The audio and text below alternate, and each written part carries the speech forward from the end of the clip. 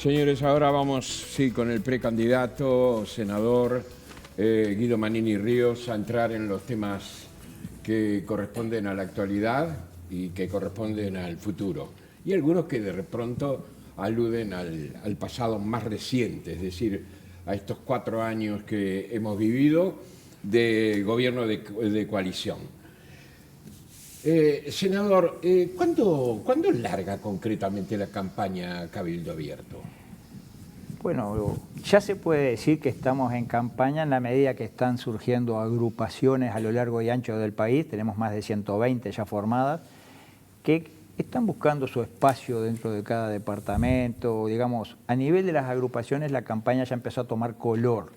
La campaña grande, en serio, digamos, comienza después de las internas, cuando estén los candidatos, cuando estén los pingos en la cancha. Vamos ahí, a partir de ahí vamos a empezar la verdadera campaña, que queremos que sea una campaña de propuestas, que la gente vea cada uno de los temas que realmente le afecta su calidad de vida y que vea cuál de los candidatos es el que realmente le puede arrojar solución a esos problemas.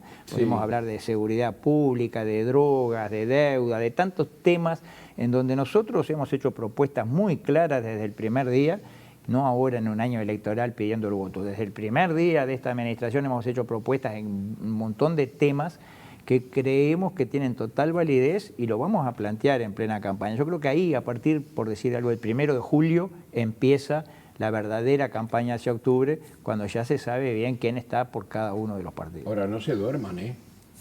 Pues no se duerman porque hay varios potrillos que ya comenzaron la carrera, ¿eh? Sí, no cabe duda, y genera cierta dinámica, sobre todo esas internas que están atractivas, porque realmente hay competencia clara, ¿no? Nosotros en ese sentido, en cuanto a la candidatura presidencial, no tenemos competencia interna y eso, en cierta forma, es como se dice, bailar con la hermana. No teme precisamente que eso, y además en una campaña tan apática como hasta ahora, por lo menos parte de la gente, juegue en contra de Cabildo, es decir, que por lo menos en esta etapa de la interna, que es difícil recoger votos cuando no hay el incentivo de una competencia, ¿no? Sí, es verdad. Incluso alguno dentro de Cabildo ha dicho, vamos a crear un nuevo otro candidato para que haya una competencia y que se mueva más el tema. Nosotros dijimos, no vamos a hacer nada fabricado, las cosas tienen que ser como bien, digamos, ¿no? En el año 19 también estábamos con candidatura única y hubo una interna interesante, llegamos a casi 50.000 votos. Yo creo que tampoco cambia nada que votemos 50, 30, desde el punto de vista del camino hacia octubre no cambia mayormente, pero es verdad sí que hoy por hoy hay internas atractivas que pueden concitar atracción de la gente, que no ocurre siempre. Entonces sus equipos y propuestas nuevas, más allá de las que ustedes han manejado durante estos años integrando la coalición y como partido independiente, ¿van a ser después de las internas? Nosotros estamos trabajando intensamente ahora en el programa de gobierno del partido. Hay 14 equipos de distintas áreas trabajando, coordinados por el senador Marcos Metol, y pensamos ya tener el borrador del programa de gobierno pronto, ahora en este mes de mayo. Vamos a discutirlo con las agrupaciones, vamos a darle oportunidad de agregar o de criticar o de cambiar algunas de las partes del programa, y ya para el mes de junio pensamos difundirlo. Es un programa que va a tener que ser ratificado por el Congreso que se elige en las elecciones internas, pero indudablemente estamos trabajando intensamente, pero ya hay puntos que son claros, que los venimos planteando desde hace mucho tiempo públicamente, fueron proyectos de ley, fueron temas de discusión, de polémicas, etcétera, que van a ser nuestros puntos, nuestros ejes principales, digamos, en la campaña, ¿no? Bien, bueno, hablemos de la campaña de recolección de firmas de Cabildo, si le parece, Manini. O sea, se plantearon hacer una entrega con fecha límite hace una semana, decidieron aplazar esa decisión porque veían que quizás no estaban todas las firmas, o las firmas que tiene que convalidar la Corte Electoral, podía hacer que no llegaran al número exacto. ¿En qué situación están ahora? Y después nos metemos, en cuanto a firmas, y después nos metemos en las propuestas a futuro para plebiscitar el asunto. Sí, nosotros el viernes pasado estábamos ya en el orden de las 270.000, algunas más de las que anunciamos en la conferencia de prensa. El sábado, que era el día límite, algunas más. muy cerca del número que requiere la Corte Electoral para validar el plebiscito, pero sabiendo bien que hay descartes porque hay gente que o no está en el padrón o puede haber algún tipo de no coincidencia o la firma no coincide, tenemos que tener por lo menos, hablamos siempre de 300.000 firmas y apuntamos incluso a tener más de esos 300.000 antes del 24 de mayo, planteando que la convocatoria se haga junto con el balotaje. Es decir, en vez de hacerse el 27 de octubre, que era lo lógico si hubiéramos presentado las firmas el 27, va a ser con el balotaje. Pensamos nosotros que después de tantos años de estar sufriendo esta situación de abuso, yo diría escandalosa, que están sufriendo centenares de miles de uruguayos, que se vote en octubre o en noviembre no cambia en esencia el tema. ¿Hoy lo cuántas importante firmas es que tienen? se vote. Hoy, bueno, ya estamos arriba de las 270.000, no tengo los números actualizados, pero vamos a llegar sin dudas a las 300 y pico de mil antes del 24 de mayo, lo digo por el ritmo con cómo se viene trabajando. Vamos a llegar, las vamos a presentar en el convencimiento de que se van a ser validadas y vamos a tener plebiscito. Repito, incluso no solo que afecta poco que sea un mes después, sino que también, digo yo, ante tanta humareda que hay, porque hay distintos plebiscitos y todo, bueno, tal vez hasta mejor que vaya solo en una instancia electoral diferente. ¿Iría en octubre? ¿Ustedes? ¿Cuándo diría usted que...? Balotaje. En noviembre, el balotaje, pero eso necesita de la aprobación de una interpretación jurídica. No, primero no es seguro que haya balotaje. Bueno, ese es el primero. Por un lado. Y por otro lado, necesita una interpretación de la Corte Electoral que no se ha pronunciado aún. Porque habla de elecciones, ¿no? Hay que aclarar eso. Para mí es seguro que va a haber balotaje, lo pienso yo, estoy convencido, pero más allá de eso, la Constitución es clara que dice en la elección más inmediata. Si el 27 de octubre de noche descubrimos que no hay balotaje, bueno, la convocatoria, que tiene que ser días después de eso, como cuando se convoca al balotaje normalmente, esa convocatoria en vez de hacerse para el balotaje se hará para las departamentales, pero es la elección más inmediata, lo dice la Constitución. Y se puede, porque el artículo 3, justamente de la papeleta que la gente firmaba, pone fecha, que es el día 1 de marzo de 2025. Sí. La papeleta puede decir... Hay constitucionalistas que entienden que esto lo limita. Pero lamentablemente se prestan a un juego de defensa del mundo de los prestamistas y financistas. Me parece que están equivocados totalmente los que interpretan así. ¿Quiénes se prestan? ¿Los constitucionalistas? Los juristas que salen a decir no puede ser retroactiva. Pero ¿cómo que no? La papeleta puede decir cualquier cosa. Hay un artículo muy interesante de Wenir Sartú en Voces, en el último Voces, que dice, si la papeleta dijera entra en vigencia en el año 3 a.C., entra en vigencia 3 a.C. de acuerdo al texto constitucional. Después los jueces harán chichones para ver cómo la aplican. Pero la Constitución va a decir lo que el pueblo decida en las urnas. Nadie puede decir que no va a decir eso. Si entra en vigencia el 1 de marzo del 25, bueno, va a entrar en vigencia eso. ¿Cuántas leyes hay que se hacen con vigencia retroactiva? Así que yo no veo esas ansias que hay de tratar de dejar sin efecto lo que claramente se puede hacer. Yo digo, no hay plazo. Pero podríamos estar 3 años más juntando Si ustedes firmas. hacen ese esfuerzo para las departamentales, pensando en que no haya balotaje, y la Corte les dice no al lugar... Bueno, pero la Corte no puede decir no al lugar. La Corte se estaría extralimitando en sus funciones. La Corte lo único que tiene que decir si se cumplieron los procedimientos para que haya convocatoria de elecciones. No puede entrar a juzgar lo que está en el texto. El texto podría decir cualquier cosa, y eso si la mitad más uno de los uruguayos lo vota, se incluye en la Constitución de la República. ¿Fue un error el poner esta fecha?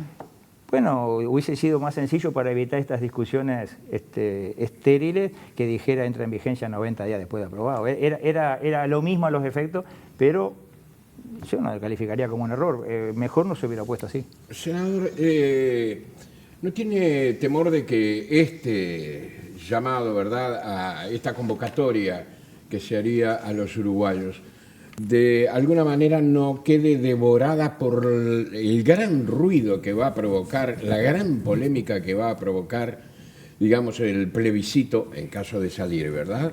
El plebiscito por la seguridad social? Bueno, ese es el riesgo, por eso digo que capaz que hasta mejor que esto vaya en una elección aparte, que no vaya el mismo 27 de octubre, si no iba a quedar tal vez opacado por el gran ruido que se va a hacer sobre el plebiscito de la seguridad social, claramente, porque aparte hay muchas más posibilidades de hacer ruido. Los que proponen ese plebiscito claramente no quieren saber de nada del nuestro, han actuado hasta con cierta complicidad con toda esta situación que ha llevado a centenares de miles de uruguayos a esta situación. Entonces, claramente iban a quedar, si hubiéramos quedado en el mismo momento los dos plebiscitos, este de acá hubiera quedado en un segundo plano desde el punto de vista mediático. ¿No quiere decir? ¿Cuál de los dos es más importante para usted? Para nosotros, el importante es este que estamos planteando nosotros, el que realmente... ¿Más que el de la seguridad social? No, el de la seguridad social creo yo que es totalmente negativo si se aprobara, ¿no? Si la mitad ¿Usted va a más... hacer campaña?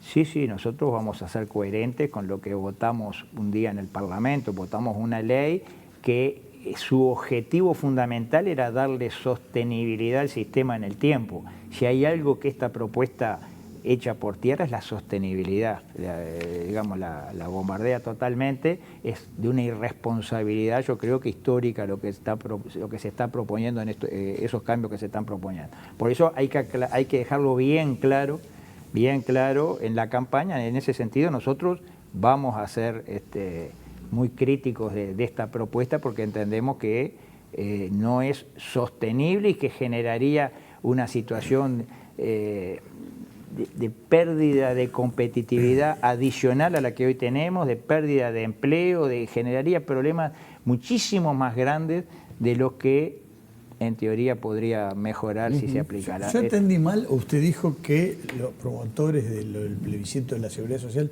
de algún modo han actuado en complicidad con aquellos que se verían afectados por el plebiscito de ustedes, y con usureros, etcétera, etcétera. ¿Usted tiene alguna duda? ¿Usted alguna vez escuchó, vio o sintió que hubiera habido un paro contra los intereses de usura que se le aplican a los trabajadores?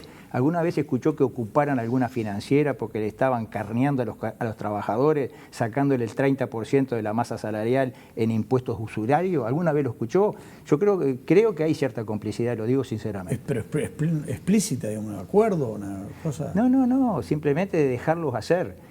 Así como se aprobó una ley en el año 2007, en pleno gobierno Frente Amplista, una ley que permitía intereses de casi el 200%, en un país donde la inflación no llegó nunca al 10% desde entonces, así como después se bancarizó obligatoriamente a la gente. Yo creo que claramente se ha favorecido a sectores que no son los que dicen en sus discursos que ellos defienden. Eso creo que es clarísimo. Bueno, en este tema que nosotros estamos hoy peleando, digamos, contra la usura y por una deuda justa, yo creo que claramente han actuado, al menos con una pasividad que llama la atención. Manini, ya que habla de la importancia, y lo ha manifestado en los últimos meses, de que se saque alguna solución vinculada a los intereses usureros, a una deuda justa, para Cabildo Abierto es una bandera de un tipo de esta parte. Eso hace que, por ejemplo, como planteó Ciudadanos, ¿no? Diciendo, si no se aprueba algo para tocar el tema del ingreso a las intendencias por concurso de sorteo, no negociamos con la coalición. En el caso de Cabildo Abierto, ¿es innegociable para acordar con la coalición que esa coalición incluya en su compromiso país atacar este tema, si no sale el plebiscito? No es innegociable. No. Nosotros sí decimos de antemano esto es innegociable, estamos en cierta forma cortando puente para negociaciones, porque debe haber partidos que hacen la defensa del statu quo y la defensa del mundo de los prestamistas y de los intereses, etcétera, lo han hecho, parece que una cuestión de vida o muerte. Entonces yo no le puedo decir, no voy a negociar contigo más nada, si esto no, porque estoy minando toda posibilidad de acuerdo, y creo que los acuerdos muchas veces son muy necesarios, siempre hay que mirar el monte y no el árbol, y acá este tema es el árbol. Yo pienso claramente que es un tema a plantearlo, lo voy a plantear en todo momento, en toda la campaña, y en el momento de que se haga algún acuerdo entre varios partidos para formar una coalición nueva, voy a plantear mi aspiración de que esto se considere, pero nunca voy a decir si esto no me la llevan, me voy, ¿no? Porque creo que ahí es dinamitar puentes y eso nunca es bueno. No sé si creen las encuestas, pero hay algo curioso. Por un lado, las encuestas dan a Cabildo Abierto descendiendo, bajando. Por otro lado, cuando se pregunta por Manini en vez de Cabildo Abierto, usted tiene un perfil superior, según las encuestas, que Cabildo Abierto. ¿Cómo se explica eso? Una intención de voto, supongo. Sí, sí, sí. Sí. Hay encuestas que dan 3% a Cabildo y a Manini le dan, según el escenario, 9, 10, 11. Y bueno, yo creo que la gente conoce más a Manini que a Cabildo Abierto, ¿no? Le decía, a mí me reconoce casi todo. No creo que no hay ningún uruguayo que no me reconozca en la calle, en el colegio. Cabildo todavía no es una marca impuesta. Recordemos que tiene 5 años de existencia y hay mucha gente que puede no entender o no conocerlo a Cabildo. Esa es la explicación que yo Han le doy. estado omisos en eso, ¿eh? Bueno, Cabildo tiene recursos escasos. A mí me encantaría tener el dinero que están demostrando tener algunos hoy en el escenario político. Me encantaría tenerlo como partido, que los recursos los tuviéramos, pero no lo tenemos. La prueba está que en este llamado a firmar a la gente, muchísima gente se está enterando en estos días de que estaba esta campaña en curso, porque nunca tuvimos la capacidad de estar en todos los medios, de apabullar, digamos, como sería conveniente. Y bueno, lo mismo pasa para imponer la marca del partido. Claramente hay gente que todavía no conoce a Cabildo Abierto y eso lleva a que en las encuestas espontáneamente, ¿a quién votaría el próximo domingo? Mucha gente no le sale Cabildo Abierto porque no lo tiene presente, digamos. Pero cuando ya van los candidatos, bueno, ahí cambia la cosa. Ahí, yo creo que en definitiva... ¿Y esa demora en salir con digamos, la propuesta de cara a las elecciones no podía abonar esa teoría que usted dice? Bueno, pero esa demora también en cierta forma es porque no tenemos una interna que amerite ya adelantar los tiempos. Nosotros vamos a salir y vamos a llegar con nuestro mensaje a la gente sin lugar a dudas a partir del mes de julio. Ya un poco antes ya estamos hablando en distintos medios, ya están las agrupaciones haciendo lo suyo para estas internas. Creo que la gente va a estar bien informada de lo que propone Cabildo y de lo que significa Cabildo realmente. Electoralmente, ¿cuál sería un buen logro para ustedes? ¿Por lo menos mantenerlo de la elección anterior? Siempre, ¿Por dónde cree que pueden estarse yendo votos? En aquella elección se dijo que ustedes sacaron muchos votos al MPP. Hay quienes dicen que pelean el perfil con los colorados. ¿Cuál sería un buen...? Nosotros decimos que la votación del año 19 va a ser el piso de la votación del año 24. Es decir, desde esa marca, digamos, ya es una buena elección. Aspiramos a crecer y no sabemos cuál es el techo. Acá falta mucha agua a correr bajo el puente. No sabemos qué va a pasar con los candidatos. Primero que nada, no sabemos quiénes son los candidatos. Después, ¿qué puede pasar con esos candidatos? Acá hay muchas campañas o muchas sorpresas que ocurren, muchas noticias o cosas que se van sabiendo y bueno, va a pasar tanta cosa de acá a octubre que uno nunca sabe cuál es el techo que tiene Cabildo. Cabildo lo que tiene es la fortaleza de la coherencia y de plantear los temas que a la gente le interesan. A la gente no le cambia la vida si Orsi hizo o no hizo lo que dicen que hizo, si Cose gastó o no gastó lo que dicen que gastó. Eso no le cambia la vida a la gente. A la gente le cambia la vida, sí, el tema de la deuda, lo que estamos hablando, el tema de la seguridad pública, el tema de las drogas que se viene llevando puestas generaciones enteras, el tema de la falta de trabajo, y ahí Cabildo ha hecho propuestas concretas de cómo hay que estimular el trabajo nacional, cómo hay que atender el tema de la seguridad pública y tantos otros temas. Yo creo que eso es lo que la gente va a entrar a valorar y lo que nos hace pensar que realmente vamos a estar bien en los números finales en las elecciones y seguramente o muy probablemente Cabildo va a crecer, pero no sabemos cuál va a ser el techo porque no sabemos cómo se va a transcurrir la campaña. Manini, un episodio de coyuntura que tiene que ver con el ingreso de este buque de la Guardia Costera norteamericana, el Cutter James, ¿no? Que ingresó al país sin la aprobación del Parlamento, es decir, hubo una omisión del Ministerio de Defensa en no informarle al Parlamento, y eso se entendió por parte de la oposición como un episodio grave al punto que se pidió la remoción del propio ministro de Defensa. ¿Cómo califica el hecho? Después le voy a preguntar sobre algunas declaraciones del senador Sánchez vinculadas a este episodio. Mire, primero que nada, en el Uruguay nadie, ni el senador Sánchez incluido, va a pensar que alguien quiere propiciar la invasión de los gringos al Uruguay, ¿no? Unos días antes de que llegara este barco acá al Uruguay, el Senado votó el ingreso de 5 efectivos de Estados Unidos con fusiles, creo que era, o sea, en una sesión especial del Senado para habilitar. Lo que decía que eso muestra que no costaba nada haber puesto también lo del barco. Acá claramente hubo una omisión, una negligencia de un barco que ni siquiera es un barco de guerra, es un barco de la Guardia Costera de Estados Unidos. Yo quiero recordar aquí, porque todos nos sorprendemos. Claramente, repito, hay negligencia, hay una omisión que habrá que tomar la medida. En el año 2014, ascendieron 6 generales en las Fuerzas Armadas, 5 del Ejército y creo que el otro era de la Fuerza Aérea. 1 de febrero, ceremonia, presidente, ministro, despachos, sable, no sé, toda la ceremonia. 2 meses después alguien dijo, pero no hay veña del Senado. O sea, miren qué hecho, ¿no? Hubo que revisar hasta los actos administrativos de esos 6 generales porque no tenían validez desde el punto de vista legal, ¿no? Y eso ocurrió, ¿y quién puede pensar que hubo alguna intencionalidad? Porque a Sánchez habló de que se trataba de un episodio de cipallismo y de entreguismo, el episodio vinculado a...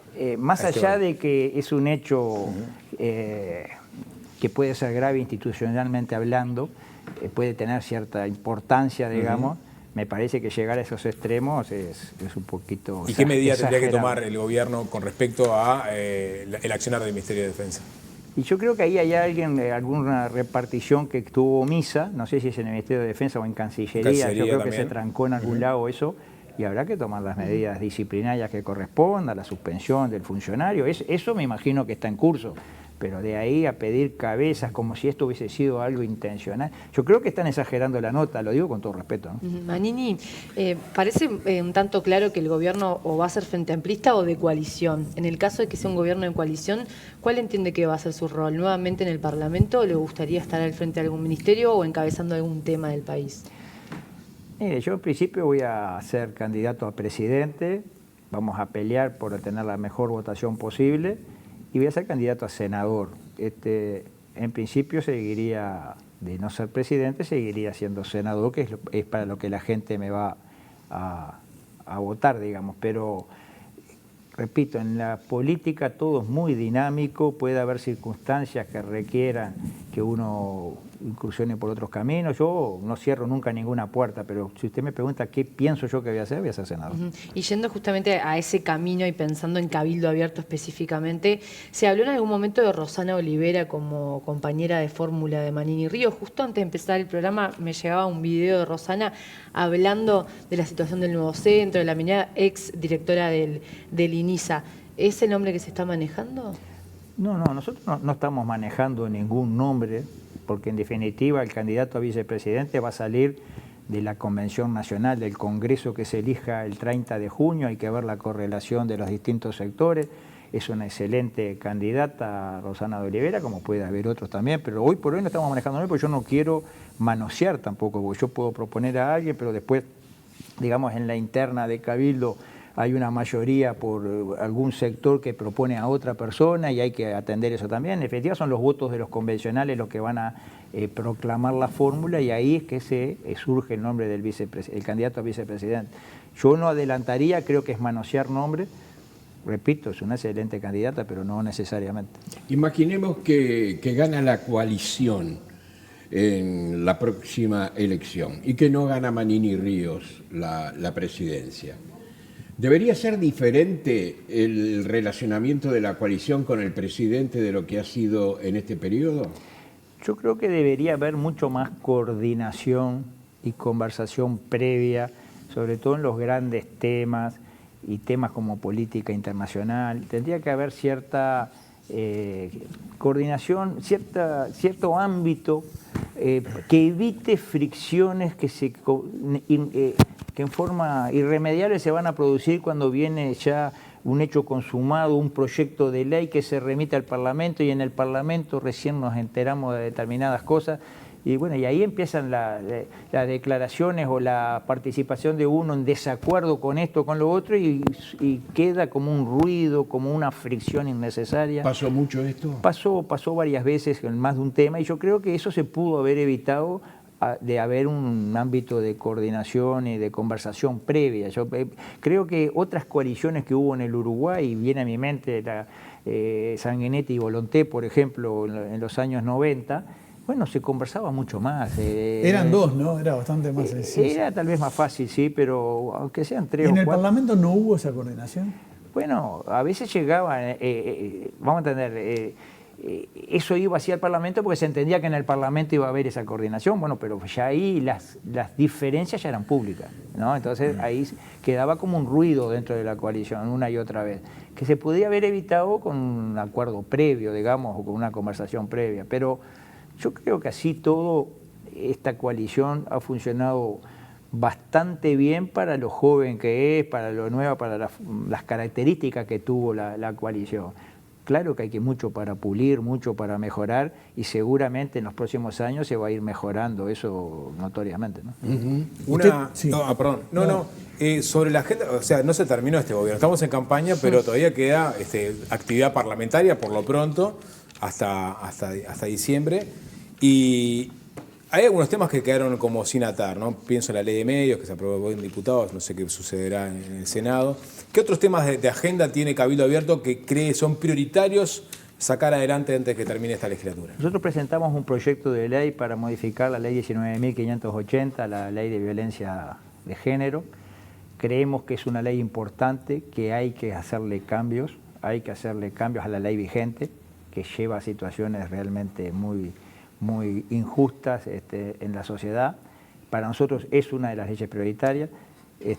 Bueno, y hay otras leyes que hemos planteado, tal vez de menos trascendencia general, pero que son importantes. La ley que atiende el tema de las jaurías, la ley que atiende el tema del ciberdelito.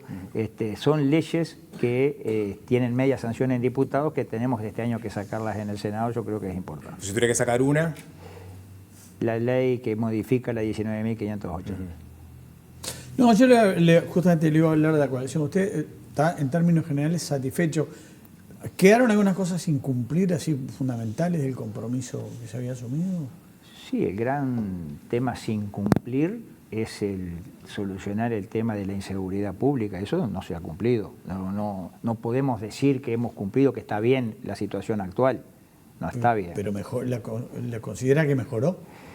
Yo creo que hubo mejoras en algunos aspectos, en la actitud del Ministerio del Interior. Hubo mejoras, pero totalmente insuficientes dada la magnitud del problema. Yo creo que ahí donde está uno de los grandes debes que tenemos, el apoyo al trabajo nacional. Acá, para que vengan a instalarse de afuera, damos todo tipo de concesiones, zona franca, compramos la energía, le damos 1000 beneficios al que viene de afuera, porque si no, no viene.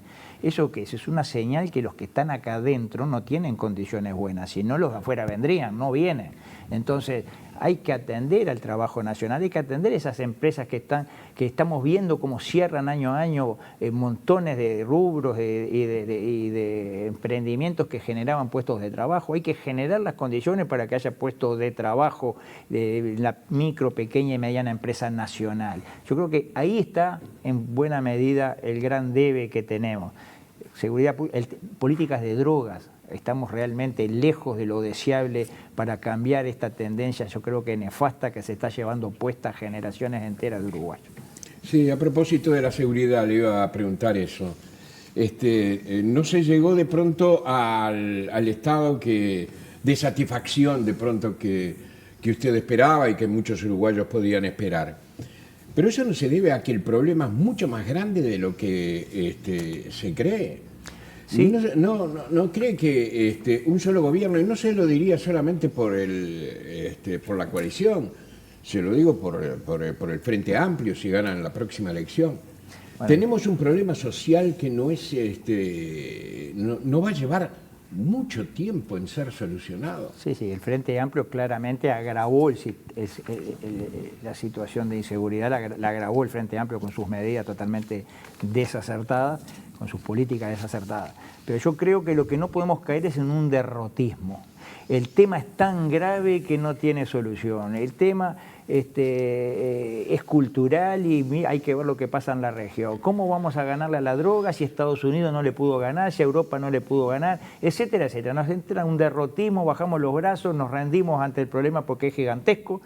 Yo creo que no, que el Uruguay tiene características que lo hacen diferente en muchos aspectos, en su tamaño, su cantidad de población, su geografía. Tenemos todas las posibilidades de revertir esta situación y de volver a lo que fue el Uruguay hasta hace no muchos años. Lo que pasa es que hacemos políticas equivocadas. Hoy por hoy en el Uruguay pareciera que fuera mucho más leve fumar un porro de marihuana que fumar un cigarrillo, solamente con mirar las propagandas, las campañas que se han hecho contra uno y contra el otro. Claramente las políticas de drogas han sido desacertadas en nuestro entender y hay que cambiarlo y hay que revertirlo. Están faltando las campañas de sensibilización a todo nivel que hay que hacer para que desde el niño ya aprendan a odiar o a entender el problemón que genera el consumo de drogas. Yo creo que hay muchas cosas que no se han hecho bien y que las escondemos diciendo no, el problema es gigantesco, mirá lo que pasa en el mundo, nadie lo puede arreglar. No, no es así. Uruguay lo puede arreglar. Uruguay podría ser perfectamente una isla solucionando ese tema si hiciera las cosas diferentes. Bien, en 30 segundos. Vio Ecuador hoy, ¿no? Es una bomba de tiempo que ya estalló. Se dice que ese proceso en Ecuador a los narcos les llevó apenas un año. Un año entrar y copar concretamente buena parte de ese país, sobre todo la zona portuaria. ¿Estamos en condiciones de decir que eso no nos va a ocurrir? No, claramente nos puede ocurrir igual que le ocurre a cualquier otro país. Lo que pasa es que aquí hay cosas que se están haciendo, que no se están haciendo como se debería. No puede ser que no tengamos instalados escáneres en todos los puestos de ingreso al país. No puede ser que la Fuerza Aérea no tenga ni aviones ni radares para controlar el espacio aéreo. No puede ser que la Armada no tenga barcos para controlar el mar territorial. Hace años que venimos en el debe en esos temas. Bueno, pero compraron escáneres y compraron barcos ahora. Sí, están viniendo, digamos, pero no los tenemos, ¿no? Claramente tenemos un debe tremendo. Si le hacemos las cosas fáciles al crimen organizado, si entrar al Uruguay es un bollo, si usar al Uruguay como plataforma es fácil porque no están los recursos para controlarlo, claro que nos puede pasar lo de Ecuador y lo de tantos otros lugares. Tenemos que evitar eso antes de que sea demasiado tarde, claro que sí. Bien. Gracias, senador, por acompañarnos esta noche. Hasta pronto. Bueno, gracias a ustedes y como siempre a disposición. Gracias. Señores, todavía hay más periodistas, ¿eh? Llega un informe que nos va a traer Maggie, que ya lo anunció. Exactamente.